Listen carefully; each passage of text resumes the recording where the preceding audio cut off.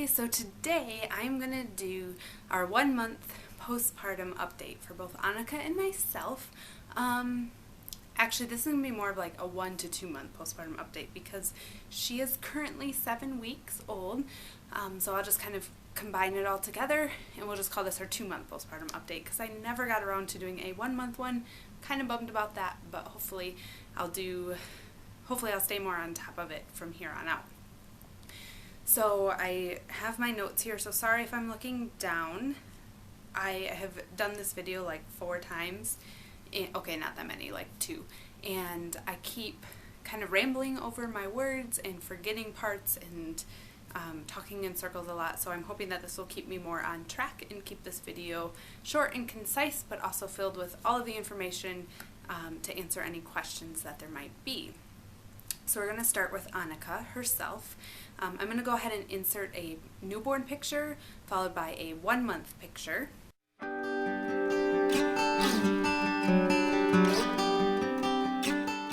And then I haven't done her 2 month pictures yet, so when I do those, you'll probably see them on the daily vlog, so go ahead and check that out. It'll probably be in the next week or so. So for her weight and height, at her 1 month appointment, because we haven't had the 2 month appointment yet, but at her 1 month appointment, she was 22 inches. So in 1 month, she had grown 2 inches, and she was 9 pounds, like 4 ounces, maybe, or something like that. So she had grown about 1.5 pounds since birth. So 2 inches and like 1.5 pounds, because she was 7'9" at birth. So she is doing really, really well with growing, and I feel like she is super long. The only thing that I obviously have to base it off on, other than like the percentiles that they give you, is Sophia and where she was at in her clothing with compared to where Annika is at. And the clothes, like the 3 month clothes, I feel like Sophia was in those forever, and like the 3 to 6 month clothes, she wasn't in until like September, no, it was probably like September, October-ish. And Annika, her birthday's only 2 months after Sophia's, so Sophia's is middle of May, Annika's is the beginning of June, and Annika's already in the 3 to 6 month clothes, and it's not even August. So yeah, that's just absolutely crazy. And it's her length, like she is a big baby too, but it's her length as well. She just is super long compared to how Sophia was. She's still in like 0 to 3 month onesies, and then I can put 3 month onesies on her. They're a little bit long, a little bit big, but I'll put them on her just to use them because I don't have very many 0 to 3 month onesies. And two, it depends if I have a regular diaper on her or a cloth diaper, because cloth diapers are bulkier, so sometimes you need just that extra room. And when she's wearing the cloth diapers, the 3 month onesies fit great, as well as the other clothing. The pants are a little bit long and a little bit big for 3 months, but I don't really have many smaller pants. I had a couple newborn sizes, but she's definitely way past that. She is sleeping awesome. Annika is such a sleepy baby. We're still working on daytime sleeping, but usually she takes one good long nap, and kind of in the late afternoon, and I think it's because that's usually when Sophia takes her long nap. So we are here, we are settled.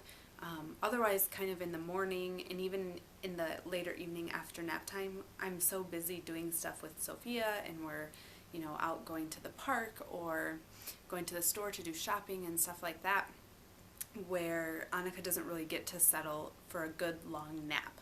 So it's been nice because both of the girls have been taking their long naps pretty close to the same time. So even like today, Annika went down at about 1:30, and then Sophia went down a little after 2, and right now they're both sleeping, so I still get time to myself, and that works out really well. And then throughout the night, Annika's sleeping awesome, and this has absolutely nothing to do with me or anything I've done. I'm not a big fan of like the very strict or intense sleep training methods that are out there. They just don't work for me, or I'm just not comfortable with them. But I know some people that they have worked great for, so I totally get that. But they don't work great for me, so I haven't ever implemented them. And she has just fallen into this great sleep cycle kind of all on her own, at least at nighttime. She goes down usually between 9 and 9:30. Sometimes it's about 10, but that's okay because I'm usually still up then anyway. And she will sleep a good 7 hours. So if she goes down, like last night she went down at 9 and then woke up about 4:30. So that was about 7.5 hours that she did last night. She nursed briefly at 4:30, and then she continued to sleep until we got up around 7, or until Sophia got up and woke me up, and then Annika as well, because she had to give good morning kisses and hugs at about 7 this morning. As far as daytime routine goes and sleep goes, I don't really have much of a like set strict routine for Annika. Time-wise, I usually just try to have like the like sleep and then wake up and eat and then stay awake and play a little bit and then fall asleep. Now sometimes there's a short, depending on how long she was up, there's like a short nursing in between playing and sleeping, and sometimes not. So it's kind of hit or miss on that, but that's the kind of the routine and schedule that I try to do.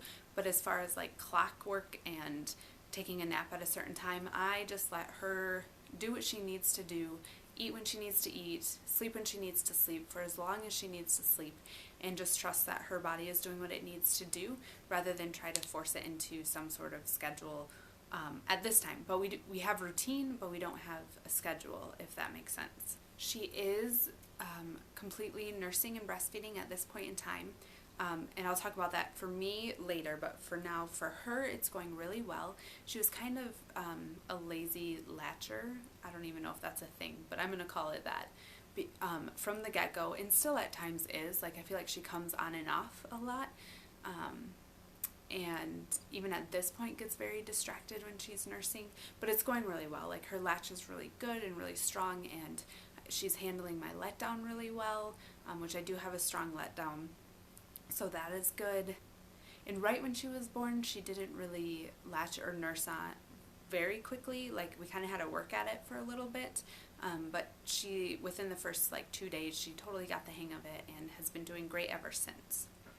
I have tried 2 bottles with her at this point, and it's not happening. I don't really push it because to me, bottles and pumping is a pain. Like, not only do I have to put the time aside to pump, but then I have to keep this bottle cold, and then when it's time to use it, I have to warm it back up, and it's just easier to have her eat the boob, let's be honest. And so I have pumped a couple bottles, and we'll just kind of try them throughout the day, but I haven't really pushed it that hard. And Sophia never really took a bottle.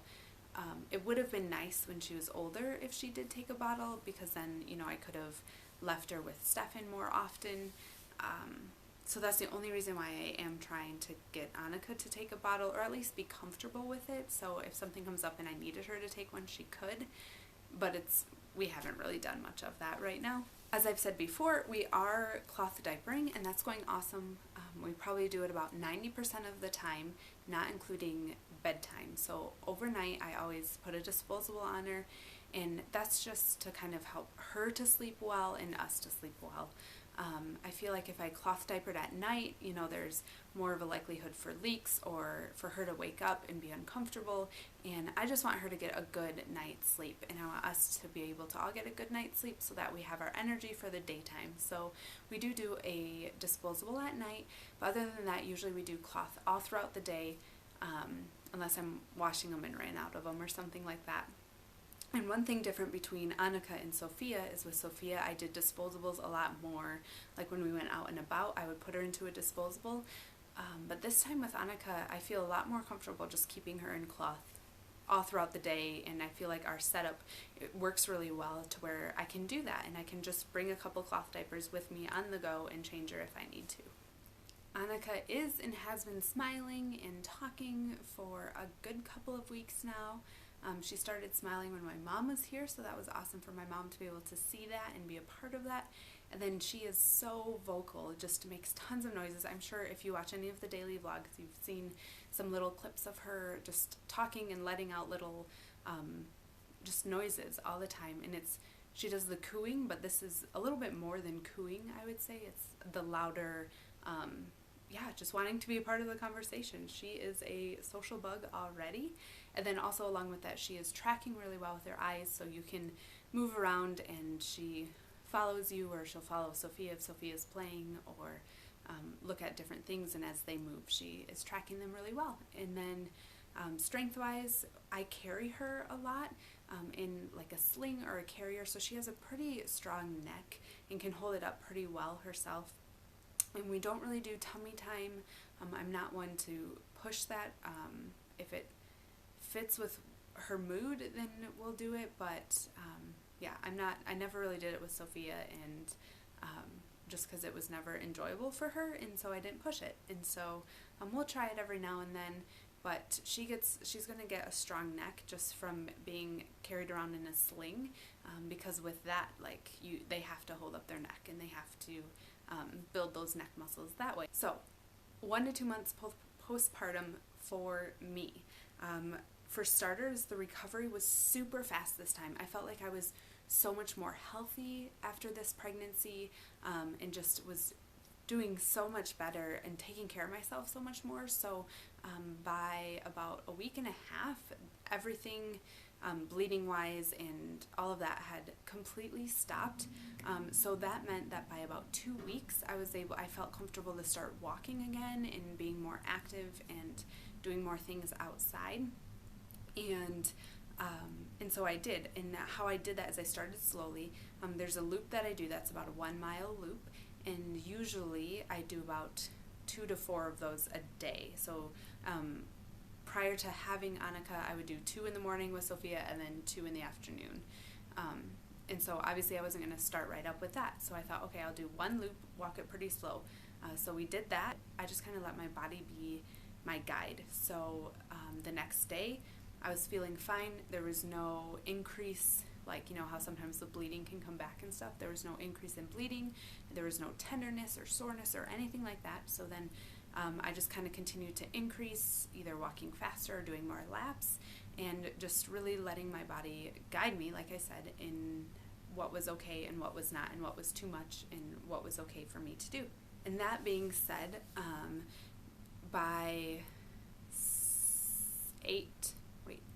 10 days postpartum, when I went to go see my midwife for our 1-week checkup, I was back down to pre-pregnancy weight. At that point, I wasn't walking or anything like that, and I think a lot of that just had to do with I didn't really gain a lot throughout the pregnancy. I gained a total of 18 pounds. It was like 23, and then I started kind of losing, like leveling out and losing weight at the end. So 18 pounds, and so yeah, that came off very fast.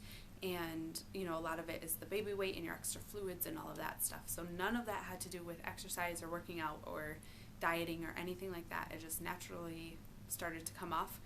But that being said, obviously I don't feel like my body is in the same shape as it was before, in the same fitness, because that does change when you do have a child. So you might lose the weight, but your body still has to adjust and get toned back up. So I don't feel like I'm where I was tone-wise, but I'm feeling really good postpartum, feeling awesome, and I was at like 2 weeks feeling great from then on out. Actually, at like a week postpartum, I was feeling great. So I'm going to talk more about kind of the tough things that have come up throughout this transition and the difficulties in transitioning to having another child added to the mix of our family.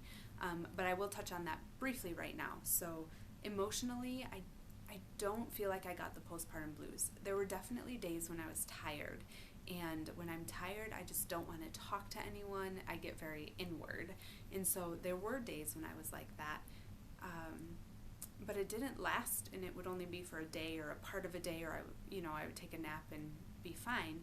I don't think that was postpartum blues. I genuinely just think it was tiredness.